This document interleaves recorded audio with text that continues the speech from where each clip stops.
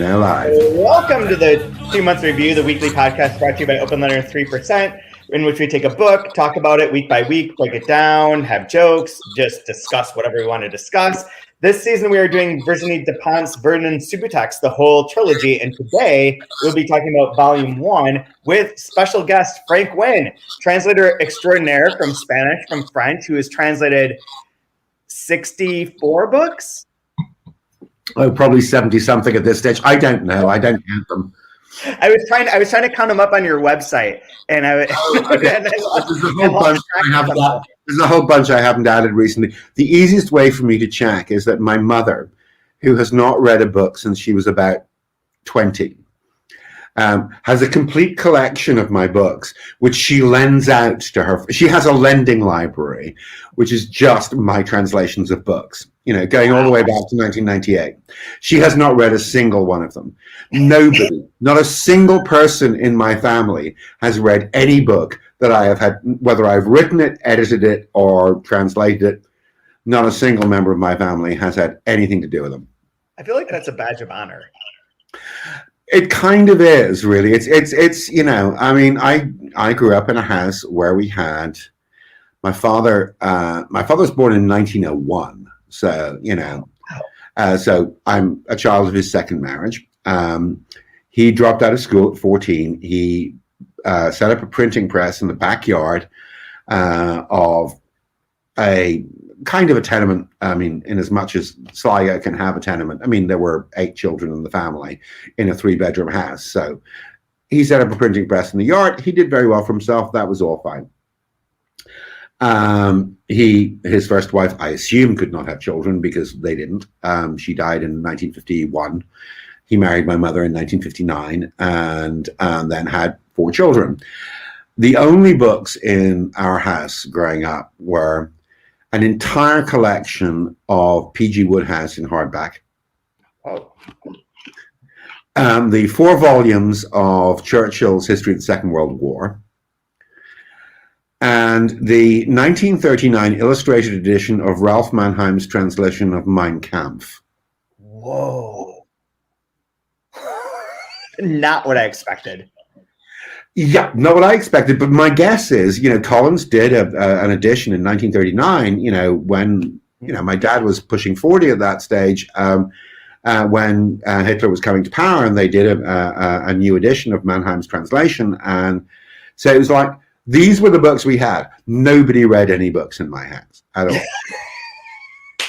and yet, in 1959, so several years before I was born, my father, with Tom Henn, who then held the chair of English at one of the Cambridge universities, set up the Yeats Summer School in Sligo, and ran and was president of the Yeats Summer School until he died. So I grew up in my teenage years. So I would work at the summer school during the summer because, it was money and whatever. And so I would go drinking with people who I didn't think could be of any great literary importance because they were friends of my father, and my father didn't read books. Right. But they were, Kathleen Raine, Richard Ellman, Seamus Heaney, Paul Muldoon, Paul Murphy, Brendan Kennelly, all these people were just like wafted in for a couple of weeks, and I'd be down a pub, having a pint, sharing the poetry that I'd written. It's a terrible thing to admit.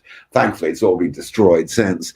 And so I thought, it was just, it was such a bizarre thing to be doing. I would sit there and record the lectures. So in 74, maybe, Richard Ellman gave a lecture. What people were expected to do was simply give the title of their lecture. And the title of his lecture was A Late Victorian Love Affair. And so everyone sort of vaguely assumed it was Yeats and Maud Gonne and yada, yada, yada. But actually, Ellman was working on his Wilde biography at the time. So it was actually a forensic blow by, well, let's say blow, of Oscar's relationship with Bosie. And the amount of pearl clutching in the audience was significant. This is 1973, in Holy Catholic Ireland. It was an odd way to grow up. I mean, books, and certainly books in translation. I mean, if we don't include Mein Kampf, which I have to say I haven't read either in German or in translation. This is something that comes up every so often in one of the classes I teach about world literature. But the place that I have read Mein Kampf is in Knausgaard, where he talks about in the book 6 reading Mein Kampf, but then quotes from it extensively. So everything that I've read Mein Kampf within a translation in which someone is interpreting Mein Kampf for a larger book. And one of the most cowardly decisions in publishing ever was to call it My Struggle rather than Mein Kampf in English. He has deliberately taken Hitler's title. And therefore, what you do, for example, the last section of a novel recently published that I translated, Alice Seniter's The Art of Losing, is called Paris est une fête. But Paris est une fête is the French title of Hemingway's A Movable Feast. So I call that section A Movable Feast because that's clearly what it's alluding to. The notion, and it was cowardice. I mean, basically, Harville decided that they could not get away with calling this Mein Kampf. It would be a very weird search inquiry. Well, and it would, but actually, there is, in the level of ego and arrogance of Knausgaard, there is a parallel there. And I don't, I'm not equating one with the other, but there, he's deliberately making a parallel, and he understands what he's doing. For us not to understand that until, say, volume 4 is actually a mistake, because from its beginning, he is saying, I am arrogating all of this to myself, and everyone else can go hang, including, my wife, my children, my father, and on the other hand, don't get me wrong. I mean, I have read nothing better about grief than the last 160 pages of volume 1. Nothing, ever. It is that forensic taking apart of a home after someone has died is just devastating. So he's extraordinary, but no, it's one of those things where people say, what do you do with titles? Well, in this particular case, you very much needed the title to be what the title alludes to, rather than, well, we're just going to translate it literally as My Struggle because that's what it means. Yeah, well, so does Mein Kampf, but that's not how we know it. That's not, the signifier is way stronger there. That's fascinating to think about. I hadn't really considered that. I knew that was the title and I knew that aspect to it, but I hadn't thought about it in the way that you're describing it. But it really is a key to understanding that whole 6-book project. Of course. And he's not reticent about it. He's prepared to put that out there. So it was, I don't know, but my guess is it was not a translator decision. It was an editorial decision. Editors say, this title isn't really going to work in English, and people are going to think it's about Hitler. Well, in a way, I can imagine this marketing meeting where it's someone's in there, nice, prim and proper in a marketing meeting. They're like, okay, what books do you have coming up? And Mein Kampf. Bear with me. Just give me a second. No, not that one. No, really. It's also not, it's not about that at all. No. Okay. And he hasn't been to prison, and he didn't write it in prison. And, as far as we know, he doesn't have any plans to take over any major government. As far as the final solution do not appear in the book one single time. No. It's if we shift very quickly to Vernon, this is a major source of things I want to talk about. I have so many things to ask you. So, I mean, we talked about changing the title of Vernon because, Subutex is basically a French version of methadone. It is a drug that you use when you're coming off heroin. And the Vernon comes from the Boris Vian character. Well, okay, we can't do anything about that. It's too late to go back in time and force people to read Boris Vian. But, do we change Subutex into something that people will recognize that this cannot be his name, that it is quite clearly the name of a drug? And in the end, what would be gained? Not enough. Vernon Methadone is just not a very good title apart from it just doesn't work. It doesn't sound like a person. It doesn't sound like a creation.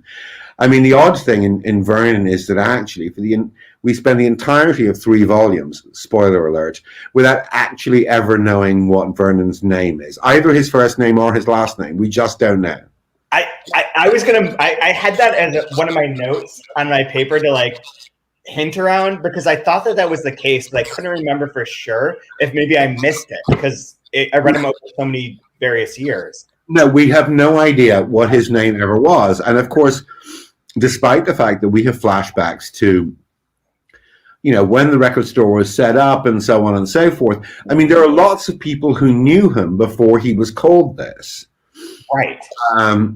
The appellation is clearly much later, but none of them ever refer to him as anything other than, and of course his first name may have been Vernon. It's not, it's not.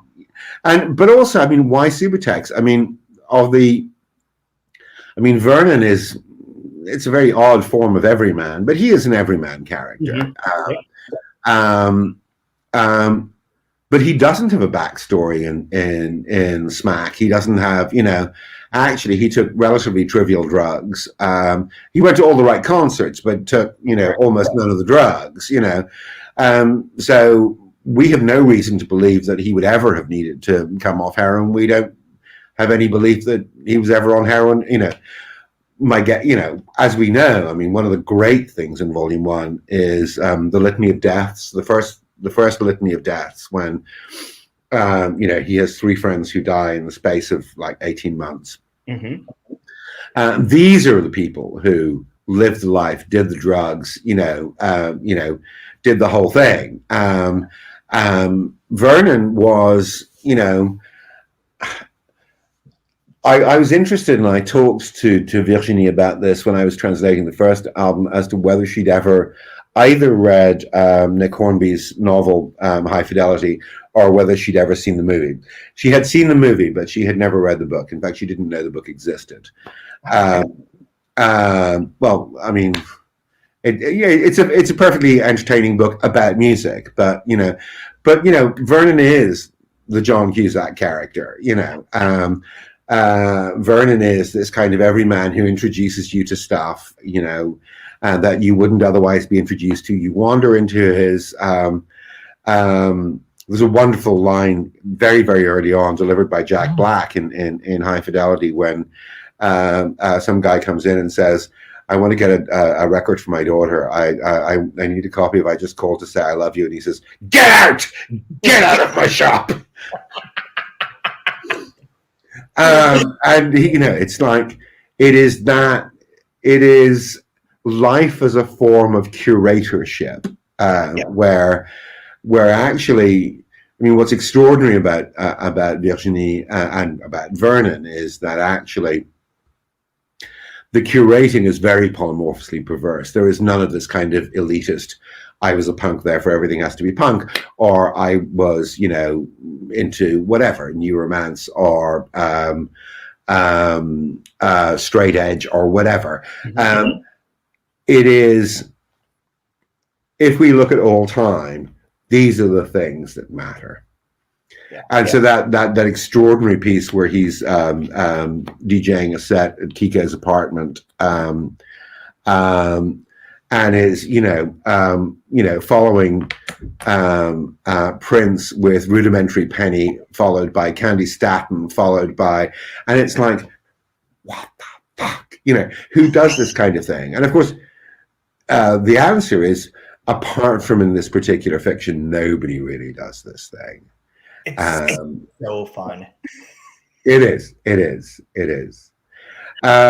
So I mean, I have said before that I would literally have cut off my left arm to do this. And I didn't quite, but basically I was at a dinner with Christopher McElhose, and he took me aside and said, you know, you're supposed to be translating this novel for us. It's a rather wonderful kind of historical novel by Antonin Vernon. He said, I don't want you to do it. And I said, okay. He said, I want you to do this instead. And I said, can I do both? He said, no. He said, you can either do this or you can do this. I said, okay, well, okay. In that case, I'm afraid there just isn't any choice. So, I mean, the thing is, we're about the same age. She's a couple of years younger than I am, but not much. We both grew up queer at some level in atmospheres that were not exactly predisposed to queer. You know, we both, you know, left and drifted and had a bunch of very different lives. I mean, I didn't become a translator until I was 40. You know, I had, you know, 6 or 8 careers before that. And, you know, I never turned tricks, but, you know, if I thought I was cute enough, I might have, you know. It's not as though I was against the idea. I just didn't think anyone would pay for it, you know. And there's something, I mean, I was familiar with her work from before, but what was extraordinary is that this is about what it means to be middle-aged when you're me, when you're my age, when you're, you know, and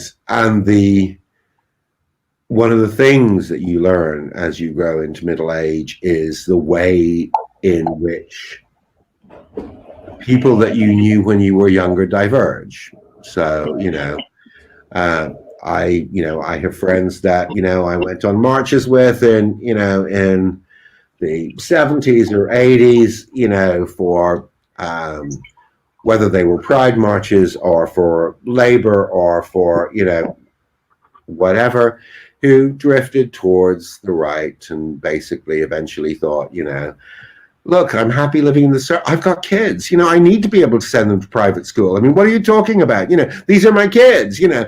And it's like, well, yeah, but you are betraying everything that you always said that you believed in, you know. Yep. But then you also have the throwbacks. You have the people who are like, well, it's not 1977 anymore. It's not, you know, people aren't going out and smashing things and destroying things. Yeah, that didn't really work, you know. I mean, nice idea, great historical moment, but, you know, on the scale of things, you know, how you make progress is an incremental thing. And so you have, you know, Vernon as this kind of bizarre lightning rod who still has, you know, this sort of disparate bunch of friends who've grown into being a variety of different things. And it was very, I mean, working with Christopher was very interesting because Christopher is very much an editor of the old school. I mean, you turn in a translation and he makes notes in the margins and then, you know, his assistant scans it and sends you a PDF.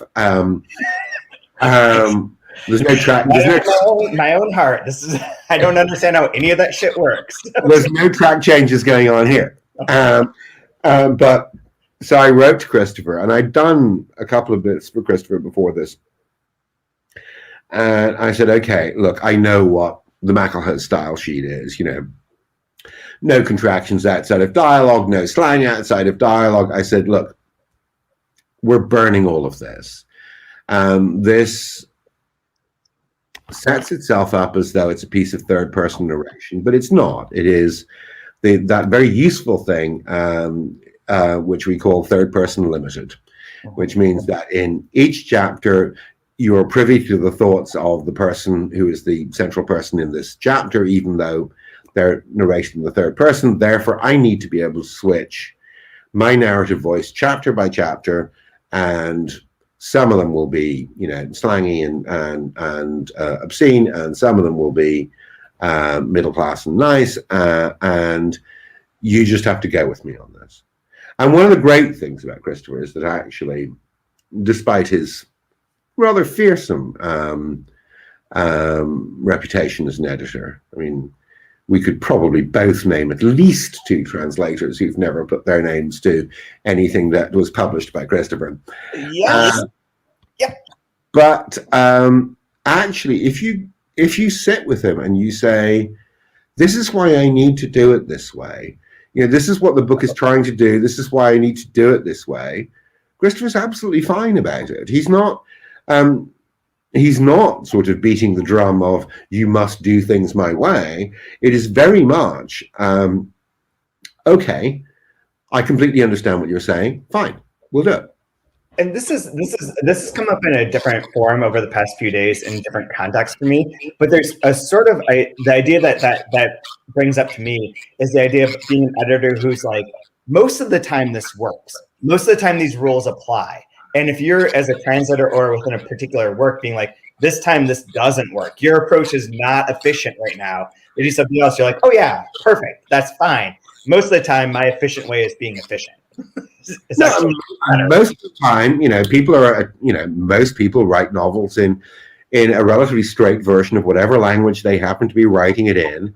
And so follows these very simple rules. People like that. But then there's that's all fine. But then there are novels where actually you say, no, I'm sorry, you can't break this sentence. No, yes, I realize that, it's a 3.5-page sentence, but there's a difference between a Proustian 3.5-page sentence, which is literally a matryoshka doll of clauses that encompass a single idea, and the, let's say, lazy, for the sake of argument, French/Spanish, very long sentences because I haven't been bothered.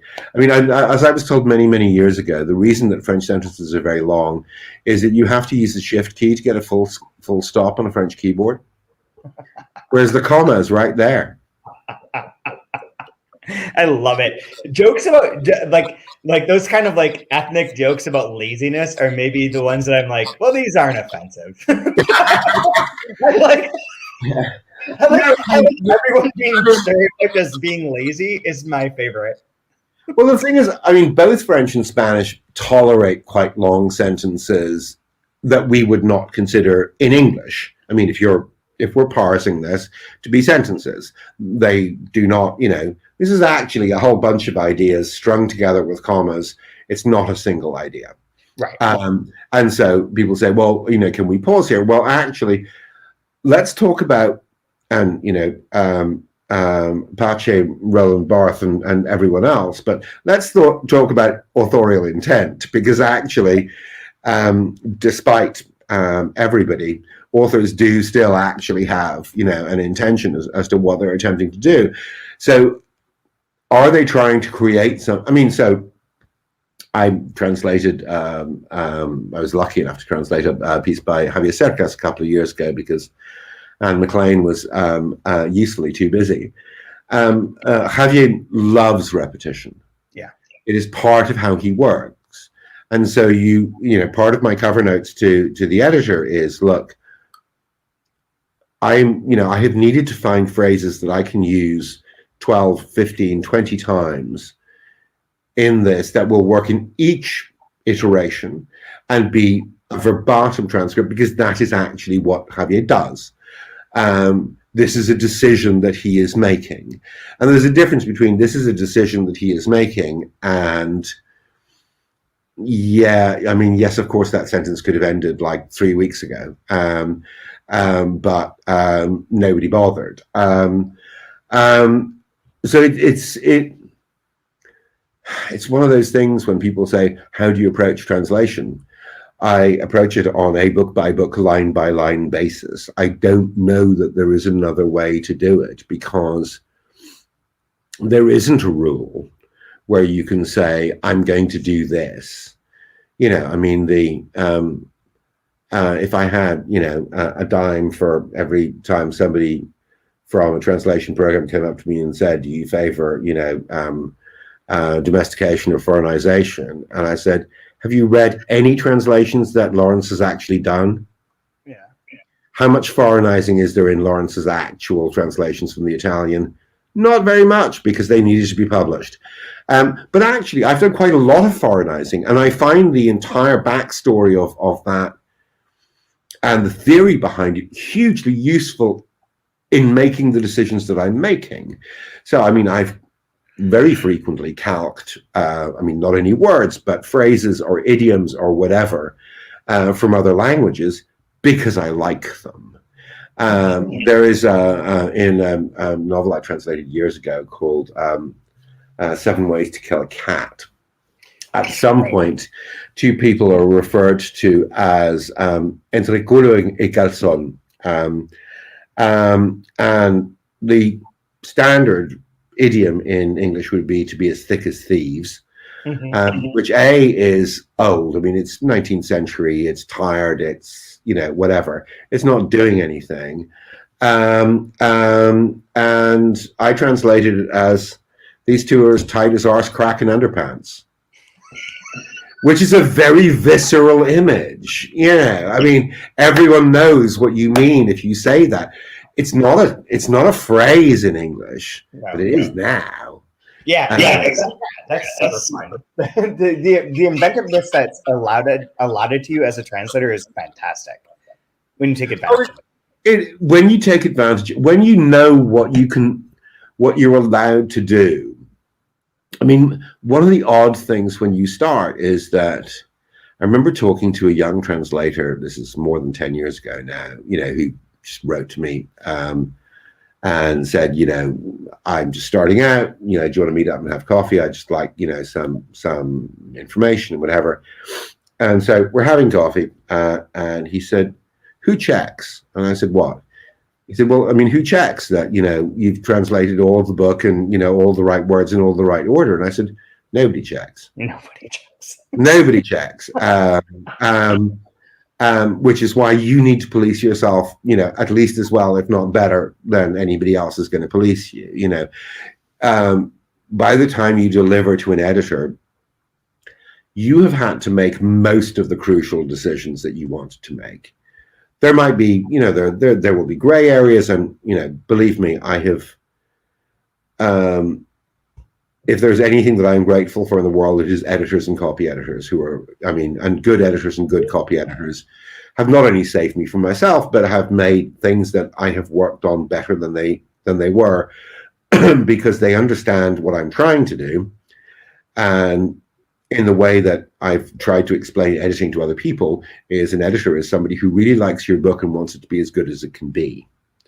So they're only raising flags when they're not quite sure what you're doing, and they're thinking, well, if I don't know and I love the book, then what's a reader going to do? And again, one of the things that you have to tell emerging translators is it doesn't matter what your editor sent you. This is all, quote unquote, in the spirit of suggestion. Yeah. If you want to stick with this, then you say, I'm sorry, step. I want to keep this, So this is coming up. Okay, so this is maybe a bit of a segue, but I think it's pretty close. We need to talk about MILFs and yummy mummies at some point here. I don't know if you've listened to the podcast, but this has become a trope. But we are publishing the book The Child by Kjersti Skuldensvald that was translated by Martin Aiken for Granta. And the edition came out today. And our edition is coming out in October. And we're going through and changing a lot of the Britishisms to English, or to American English. Yeah. But a lot of them are questions for Martin and questions for Kjersti, because it's like half voice, half, like when you tell when it's like the voice and when you tell when it's like British. Like that, and like where that line lies, that gray area is very fun as an editor and as a translator. So I'm sure you're aware of this, but the yummy mummy MILF controversy rages supreme. Did you what? You translated to the British. So as I understand it, you translated. Let me put this into to everything. The original French version doesn't have either yummy mummy or MILF. No. In the British version, you used yummy mummy. In the American version, it was translated. They were like, no, MILF. Yeah, indeed. Now, the thing is that these are two separate people. Um, Love it. there's no such thing as yummy mummy, I'd like to fuck. Yeah. A MILF is not a yummy mummy, as far as I'm concerned. A MILF. Okay, let's break this down. How? Okay, so a yummy mummy is a mummy is a mother, usually of quite young children, who's really happy and fulfilled in her role, who hangs out with other mothers and is, Does a lot of yoga. Does a lot of yoga. She probably does Pilates every second Thursday. She knits her own yogurt. It's a lot of work. It is. It really is. Whereas MILF is, it's a great piece of coinage and it's a very, very useful phrase. But MILF is somebody who is sexually attractive to younger men, possibly younger women, who knows. And of course, the definitive MILF is from American Pie, so she is not a mother really in any sense. I mean, she has no interest in mothering her children. So she's not at all a yummy mummy. I mean, this is a woman who famously says, I never sleep with anyone who's younger than the scotch I'm drinking.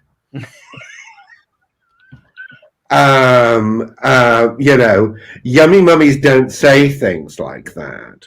Okay. Oh, wow. I like this. This is even more detailed than the insane breakdowns that we've had on other episodes. I've got no problem with MILF, but it's not either. The intent isn't quite the same. I mean, one of the things I wanted to say, I was thinking about this earlier today, is that, and aside from the fact that it would cost me money, I think that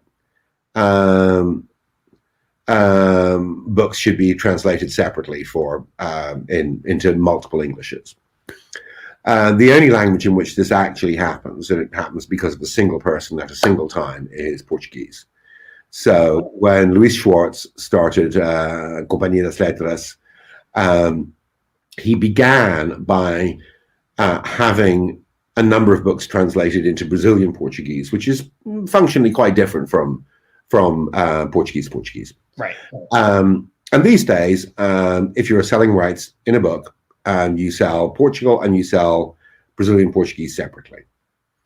I mean, this is a man who started a company 25 years ago, and his first #1 bestseller was a new translation of To the Finland Station. That takes fucking chutzpah. But we don't do that. Now, there are languages in which I think it's worse. So translations into Spanish are most of the Hispanic world hates the fact that they're translated into Castilian Spanish. Mm-hmm. Because actually, in terms of population, Argentina, Peru, Mexico, please, why are they not being translated into Mexican Spanish or Argentinian Spanish or whatever? But they're not. And that is strange and problematic because, and this is particularly true with slang, because slang evolves at a different pace in different languages at different times. So if you read, one of the things that eventually I will browbeat somebody into allowing me to retranslate is Celine's Journey to the End of the Night. Oh, shit, seriously? I will do that in a heartbeat. Good. Because the problem is that French slang over the past 100 years really hasn't changed all that much. If you are reading Voyez vous la nuit in French, it is like being kicked in the stomach repeatedly. If you're reading Mannheim's translation, which, let's face it, isn't even the first, it's the second translation, it all sounds very posh and rather Victorian and very kind of... And the problem is that British slang, or indeed American slang, has moved on hugely. Mm-hmm. Lots of French slang has not. One of the people being critical about my translation of Virginie said, and she uses such incredibly precise slang, which is, I don't think that Frank Wynne gets. And it's like, and then she cites a couple of words. So the first word she cites is flang, meaning gun. Now that dates back to 1870 in French. It would have been called a heater if you were translating a novel from the 1930s. And it would be called a gat if you were translating a novel set in the Paris suburbs at this point. I need to plug this Mac in, otherwise it's going to die. Give me 1 second. And in that section, the co-host, Brian Wood, who has arrived from the hospital. He was suffering from severe COVID reactions and then flatlined, but then came back just to co-host this episode of the 2 Month Review. Hey, Brian, how are you doing? Doing very well, very well. Sorry I was late. I didn't want to miss this for the world. So, holy shit, this is a great episode. You people who are watching, the one person who's watching this live, like I will cut this part out from the podcast part, but like, holy shit. Frank's amazing and telling the best. Okay. It's the best stories. So have you gotten into the book yet, or just still kind of talking about the world of translating? We talked about Yummy Mummy and MILF. Is he Camp MILF? Nope. It has a very, very good description of the difference between MILFs and Yummy Mummies, which is the description that Katie Whittemore gave outside of the podcast before of Yummy Mummies are a lot of work. Nobody wants to fuck yummy mummies. They are not mothers. Yummy mummies, wear cashmere and they worry. They go to jazzercise. Win. MILF is an objectification of women. MILF is I am looking from the outside, and it's like, yeah, okay, you're old and you've probably had kids, but I'd still do you. Yeah. So it's not the same thing at all, but unfortunately, nobody in America would understand the concept of a yummy mummy, and they do not. They do not at all. But my question for you, because this came from my class earlier, because we were talking about my class ended up for this world literature and translation class ended up becoming a lot about in the last third of the semester about transgressive writing to one degree or another. And this book played right into that, where it's the words on the page, there was an objection to the Johan Orpy book that we published by Max Bessera that's about a real life character, but very invented and very funny and very satirical, in which there's the word massa. And there's colonialism, and there are people who are dominated, and the Spanish Empire, and it's racist in that way. And so there was questions about that word alone. And as that came up, I kept thinking you use in Vernon Subutex all the words. I know all the words. One of the great things is she gives you, what Kurt Vonnegut used to say is all the 50-cent words. It's but in this case, all the 2-cent words. No, it's again, you cannot remake the past by stopping reading things or stopping writing things. The most terrifying thing that has gone on in the United States in the last, 30 years is the fact that every year, Huckleberry Finn is second these days to Harry Potter with, we want to censor this book for, the language that it uses. This is not only the great American novel. I mean, Moby Dick is actually a European novel, really. But also it is the most humane, most compassionate novel that could have been written by anybody at that time, and it was. You can't undo that. As George Steiner used to say, any book that you're reading that's more than 5 years old, you're already doing a historical interpretation of it. You have no choice. There are lots of things that, for example, in French that I don't translate in equivalent sense.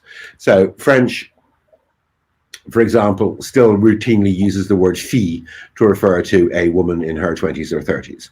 We no longer do that in English. So unless I think that the author is attempting to make a point by doing it, I don't translate it as girl, because we don't. If I think the author is attempting to make a point, then of course I translate it as girl, because the author is making a point. And you need to understand what the author's point is. You can hate the author's point, you can disagree with the author's point, but what you can, there's no, language always finds a way to subvert the ability to try and police it. So, for example, I've no idea whether in the United States you've ever used the word spastic. Oh yeah, Okay. Yeah, absolutely. So the word spastic was invented by the Spastic Society in the 1970s as a way to get away from using words like crippled and so on and so forth, which they thought were derogatory. Immediately, the word spastic became derogatory because children in playgrounds used it. My generation. 20 years, 10 years, 15 years later from there, people with special needs were called special needs. And that became a hate term in playgrounds. If you don't change people's opinions, then changing the language isn't going to make a fuck with a difference. You cannot police the language. You actually, if you change people's opinions, then they will stop using these terms of abuse. When I was young, I'd never even heard the fucking word gay, because, we were called benders or queers or steamers or whatever. And gay was the, bright, shiny, positive thing. But of course, once the term became commonplace, then it became a term of abuse. Because if you think that it's an abusive thing, then you use it as a term of abuse. So, yeah, what I love about what Virginie does is Virginie's approach to language is a bit like alphabet soup. It's like occasionally as you stir the alphabet soup, rude words just appear. It's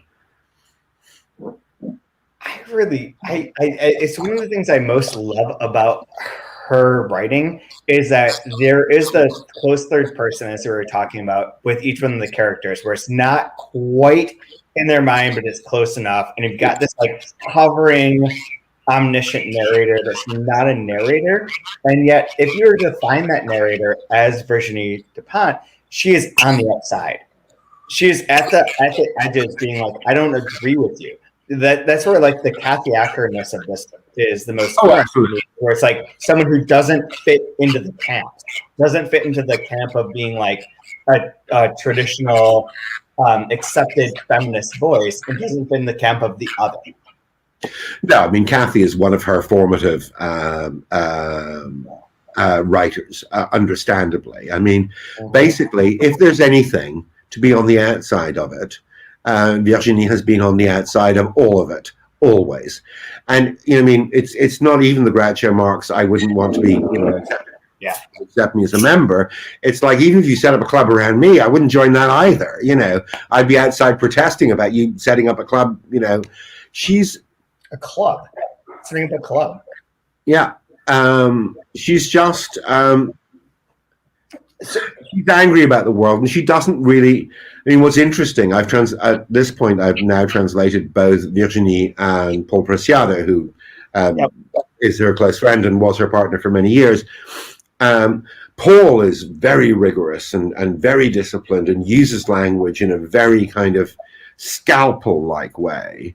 One of the great things about retranslating King Kong Theory was restoring the chaos that is her voice. She's not terribly disciplined in what she's saying. It's like, and another thing, and another and another fucking thing, are you still listening? She's, and yet, you meet her and you couldn't meet her ego would fit in a matchbox. No way. That's amazing. Seriously. No, it really is.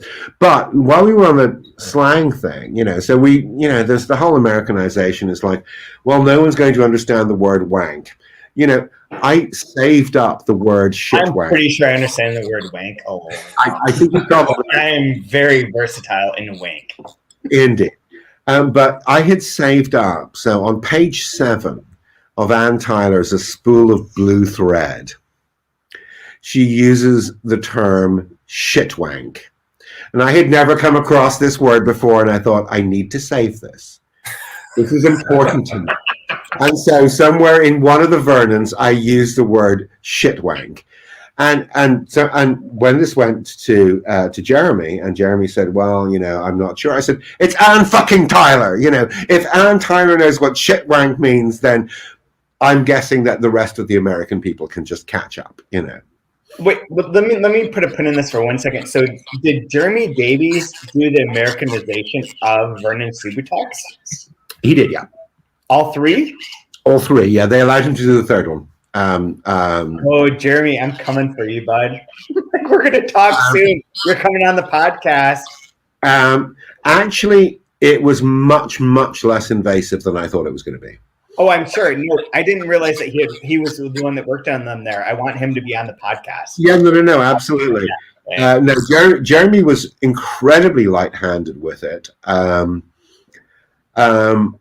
again, one of the things that, so everyone thinks their own version of slang is actual slang, and that everything else is a bit weird. I have kids. So I remember, years ago when I first translated Welbeck, and somebody in the States was reviewing it and said, I didn't understand why they got this guy to translate it. It can only really be translated into American English. Because what? Your English is kind of edgier or whatever. It's actually, everyone thinks that their own English is as edgy and as whatever. The odd thing with the English that I'm using, particularly in Vernon, is that British English, although every single British person you will talk to will deny this until they die, is much more porous. If you've got a 15-year-old kid in the UK and they're stopped by what we used to call the cops, they would call them feds. That's just standard British slang these days for cops, even though we do not have an FBI and there's no such thing as feds. But that, and so I had to say to Christopher, this is just what young people say. You're 79, Christopher. It's not your fault, but young people do actually say feds. Sorry. How do you is it through how do you keep up with slang? I don't know what's on our podcast and what we talked about beforehand, and that's why I'm asking in a weird way. I spend a lot of time talking to young people, and occasionally you ask them to read stuff. So, for example, I can credit, and this is in Vernon Subutex 1, I can credit the phrase "wake and bake" to a specific child who I am godfather to, who first used the word "wake and bake" with me. Now, I understand the concept, but pause 1 second. So my daughter is 17. My daughter is the perfect reader for your books for anyone within like a 15 to 22 year radius. And she the other day was like, well, we just wake and bake. It's on Wednesdays and we don't have class. And it's like, oh, hey, when your girlfriend just wake and bake in my house? And she's like, yeah. Like that's cool. So send it. Give me my daughter will read for you. Yeah, no, good, because and wake and bake is a perfect phrase for something. It's not as though I've never done it. It's just that the phrase wake and bake didn't exist at the time. Somebody probably in the London Review of Books, said, why is he using term? Why is he using? So there's a scene again. This is in volume 1 where Vernon meets a girl in a park who he had briefly run into previously in a bar, and they hadn't really spoken. And in the French, she is using terms that he would not understand. They're slang terms, but he doesn't understand them. So I am using terms like on fleek and whatever. And she's saying, well, this all sounds a bit dated now. Well, actually, so does what she's saying in the French sound dated now. The point is that she needs to be saying something that he, as a 50-something guy, is thinking, what the fuck does this mean? So, it is bay and on fleek, and it was what the average 16-year-old might have been saying then, but nothing dates like slang. One of the things that we've completely forgotten is, I don't know when either of you last read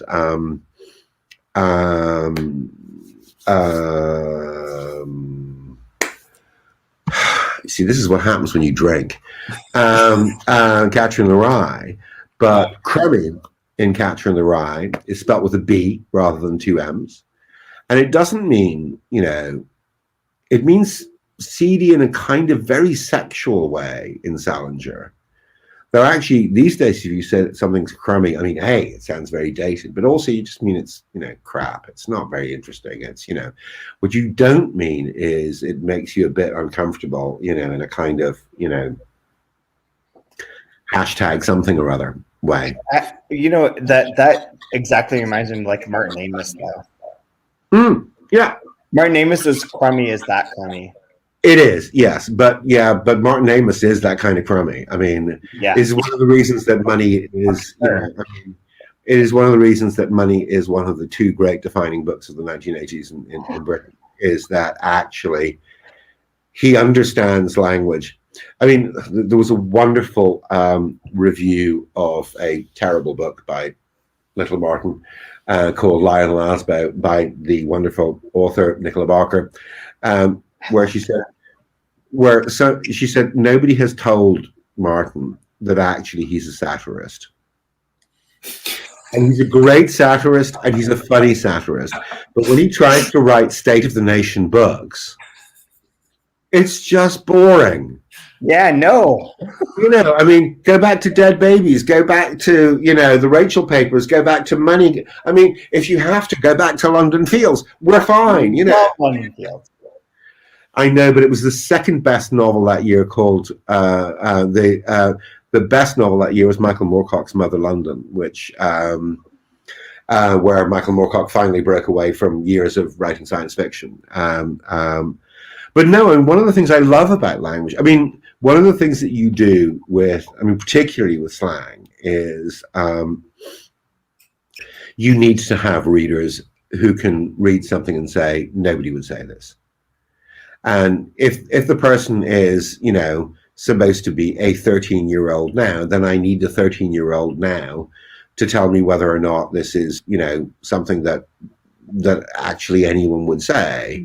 What I think is problematic with, I agree with your approach.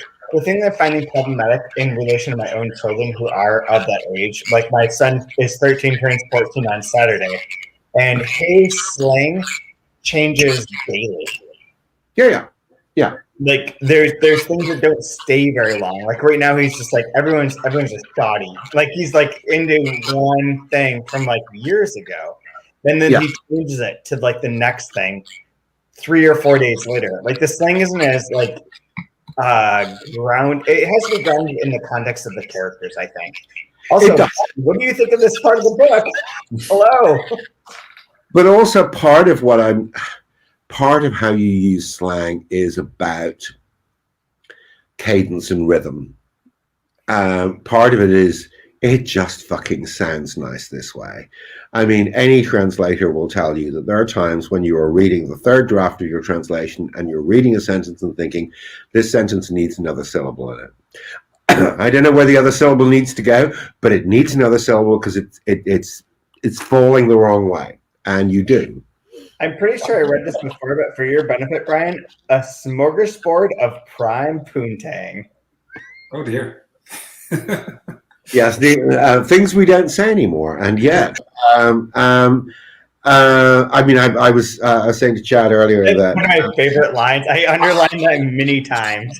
I actually got to use the word poontang in a Goncourt winning book, but it was set in Indochina during the Indo-Chinese Wars. Therefore, this is where the term originally comes from. So I like, even there's like subtleties in the translation. For instance, in one part, a character says "fucktard," and then there's another character that says "fuck wit." yeah, They're kind of around to get all three of them in there. Yeah. So I mean, one of the extraordinary things in English is the ability to use the word "fuck" as a noun, an adjective, a verb, a particle, a suffix, a prefix, a whatever. Interrogate, like it's in the middle. Yeah, indeed. So, I mean, technically, fucktard and fuckwit are the same thing in that one is half-wit and the other one comes from retard. I'm not really sure, whether anyone's doing gradations here. Again, so much of it has to do with what it sounds like. Exactly. And fucktard is, with all apologies to anybody on any spectrum, whatever, fucktard is a great word for someone you don't like. Actually, it has nothing to do with their intellectual abilities, their position on the autism spectrum, their whatever. It really is just saying, this is, one of the things that I've always loved about certainly translating French to English. So in English, the word bugger has ceased to have any real meaning at all. The notion that it actually refers to somebody involved in anal sex has long since disappeared. If you call somebody a bugger in English, I mean, you might as well call those husbands are like, yes, sign me up. Yeah, please. But no, again, no one would even get that reference because they don't actually have that. Whereas there is nothing worse in French that you can call anyone than an enculé, who is the passive person. In it is an enculé. It's not an enculeur. It's an enculé. So the passive person in anal sex is an enculé, and that is the worst thing that you can call anyone. Whereas actually in English, Winston Churchill memorably in about 1938 or whatever, accidentally knocked someone off their horse on a steeplechase. And the person lying on the ground said, "Winston, you bugger!" And he said, "Having long since left my school days, I am no longer, sir, a bugger." I am no longer, sir, a bugger. It's like, been there, done that, got the t-shirt, but actually, didn't fit. And those are the things. And then you get to, so, I mean, one of my favorite, and I will eventually translate it literally at some point. So to nitpick or to, in English, in French is enculer des mouches, which is to arse fuck flies. Which would take quite a lot of delicacy and precision. Hold on. As someone who's had a lot of experience with knits and picking knits, like, yes, I agree with that entirely. Has Isaac ever had lice, Brian? No. Holy shit. Yeah. You're so lucky. Yeah, no, lice are really not fun because, I mean, particularly if you're in a relationship, because you just give them to each other for the next, 4 months. It's, it's tedious. Man. They're all been there, done that, and burned the t-shirt. So was it a positive experience trying to suss out? Because to me, it felt like there was like this tightrope that you're walking, because there's the age of the people, they're using slang, so it has to be a little bit dated at the same time as being edgy, and having that color to it. Like, it's a really fine line that you're walking in this translation. It's really tough because, okay, so you have, like, in the first volume, you have like 6 narrators. Yeah. They're not really narrators, but actually you're inside their mind, and therefore how they use slang and what sort of words they will use is going to be very, very different. I mean, actually, Vernon isn't all that slangy, but you know, when you get to which one is the racist bastard who Xavier? Xavier. Yeah, Xavier or Xavier. Yes, I did have to explain to Virginie why we couldn't have him working at H&M, even though all the stories are actually true. But I mean, wait, you're talking about someone else. You're talking about Noel. As the Hitler youth sort of like Nazi person. And so I said, you know, we cannot have H&M. And she said, why not? And I said, well, because they will sue. And she said, well, we published it here. I said, no. People sue in England because, you know, the thing with libel in England is you don't have to prove malice. So it is the libel capital of the world. You can accidentally sue somebody. If I wrote a novel, you know, if you or Chad lived in London, and I wrote a novel and I said, you know, Brian and Chad were like at it like rabbits. Even if you could not be identified, but if your friends might have thought, then you can sue me for accidental libel. Yep. Whereas both in France and the United States, you have to prove malice. So in the UK, if you sue, the onus is on the defendant to prove that something is true.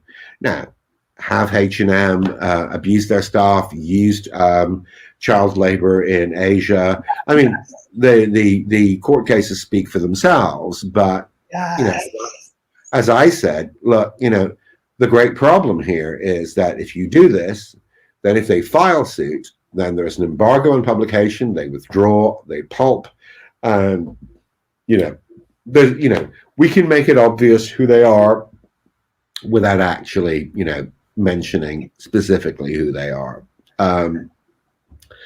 But no, I mean, shifting tones between Hold on 1 second. Hold on, Pastor, 1 second. I interpreted H&M as Gap circa 1996 when they had when the Onion would run articles about the Gap where it'd be like, Gap orders everyone in the showers. And it was just like an Onion headline. I felt like that and H&M that H&M of the characters in Vernon Subutex are the same enterprise. Yeah. No, what's interesting about the various characters is that it's not just that the slang they use is different, but the way that the rhythms of their speech are quite different. The ways in which they think. I mean, both Xavier and Noel. I mean, I know people like Xavier in France who, you know, again, you know, I knew them when in the 1980s when we were friends and we all believed in the same thing, and you know, then they sort of drifted towards voting for the National Front and whatever, and they will all do this kind of, yeah, but you don't understand. And I remember, you know, sitting at dinner with a couple of them and their parents. This is, I don't know, 5 years ago, when they were, you know, ranting on about immigrants, and I said, yeah, but I'm an immigrant. And they said, yeah, but it's not the same. I mean, you're not the same. I said, well, in what way am I not the same? I mean, I am an immigrant. I am not French. I was not born here, but I have come to live here, and I'm taking your jobs. And they went, yeah, but you're not black. Oh, okay. Oh, I see. Okay, so it is about being black, or brown, or beurre, and you know, I mean, the crucial thing that we need to get onto is what I call displaced slang. So there are lots of slang terms in French that simply don't. It's not even that they don't have an equivalent in English. There is no slang term for this in English. So Vernon is the only version of it that exists in English is called Pig Latin. Nobody over the age of 11 who's not in chess club uses it. Ever. I tried to use it last week on the podcast. Okay, but Vernon is became crucial within the Arab community and within the extraordinarily broad French hip hop community. And there are people who can speak almost pure Vernon. And it's so the basic principle is the same. You take a word, you split the syllables, and you invert them. So Arab becomes Beur. However, we decided at some point that Arab, first generation Arab, becomes Beur, second generation Arab, becomes Rebut, third generation Arab. So Rebut is actually Vernon of Beur, which in turn is Vernon of Arab. Keuf, which is flic, other way around, take the syllables and invert them. Meuf is femme with, but then you can go meuf, femme, femu. So it's endlessly doable. It's an extraordinarily rich language within French, but it has absolutely no equivalent. And so if Virginie is referring to someone as a meuf, then what I need to do is, I can't find another word for woman. Chick is too American, too 1970s.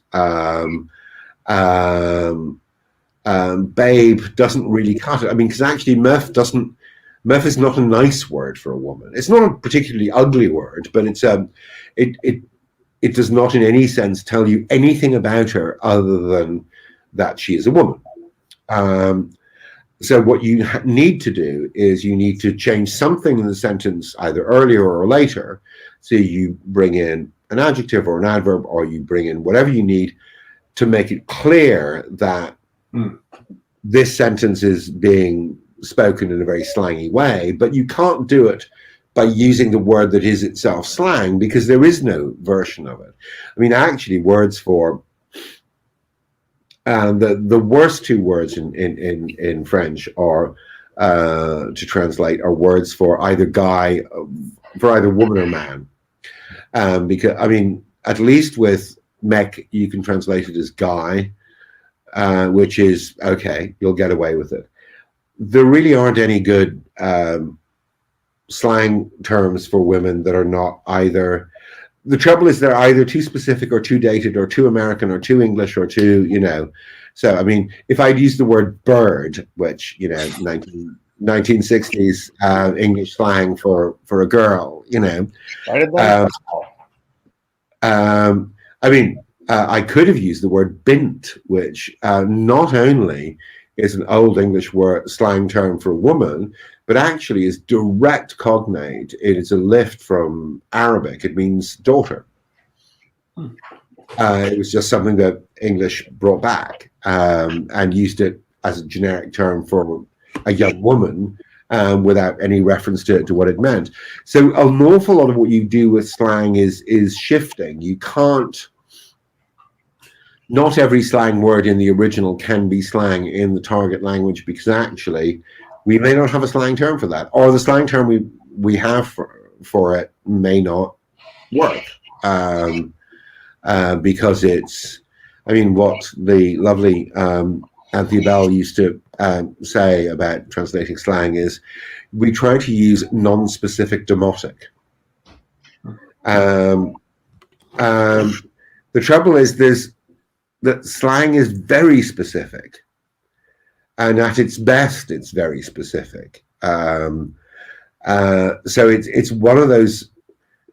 It becomes quite flaccid if you start, you know, just using words that everyone in the world probably uses, because those are the ones that have, you know, spent the last 30 years going through, you know, American movies and American sitcoms and British sitcoms and Australian sitcoms and whatever, and everyone basically agrees that guy means a random human being who identifies as male.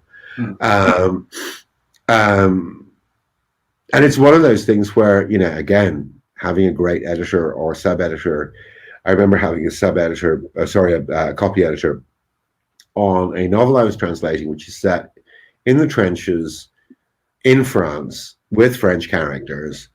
And the great problem was translating mec. Guy is actually, for British English, it's too early to be using guy, but it's acceptable. And so the copy editor went through and changed it all to chap and fellow. And I said, well, if they were English people fighting in the First World War, then that makes sense. But they're not.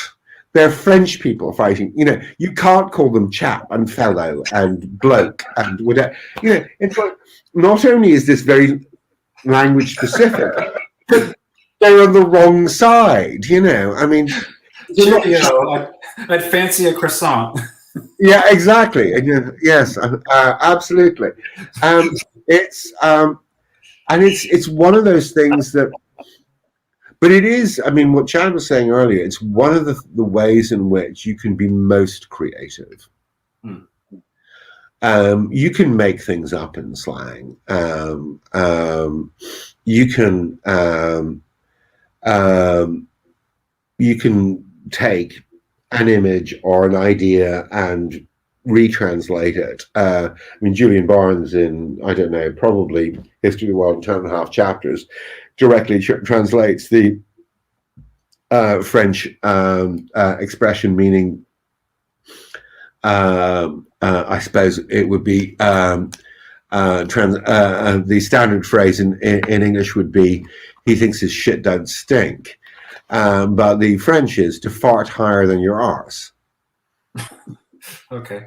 And once you've translated it, I mean, yeah, okay, the expression didn't already exist, but you kind of know what they mean. You know, it's like, he's the kind of guy who farts higher than his arse. Okay, right. I think we're good. Yeah, this is one of my great problems with Americanization, because my problem with ass is that ass does not have the rather earthy connotation in it that arse does. You know, I mean, it is possible, you know, so I recently oh look, I've got a book here. I recently, for a book that I edited, I meant to talk about this at the beginning of the podcast. Translating Ramon Verlaine, so a sonnet to the arsehole, as far as I'm concerned, has a much more sexual concept to it than a sonnet to the asshole, which is like, well, you know, I mean, we could just be talking about some jerk somewhere, you know, it's not, you know. No, it's there is a great fluidity. I mean, particularly in Englishes, about how you appropriate bits of slang. So, for example, Kiko, particularly the stock trader with the cocaine-fueled parties, speaks almost entirely in a very Americanized slang, because actually, if he was a French stock trader, that's what he would do. If he were a British stock trader, that's what he would do. They aspire to be, you know, Leo during the trying to get into the car scene in Wolf of Wall Street. That's, you know, this is, you know, Valhalla as far as they're concerned. But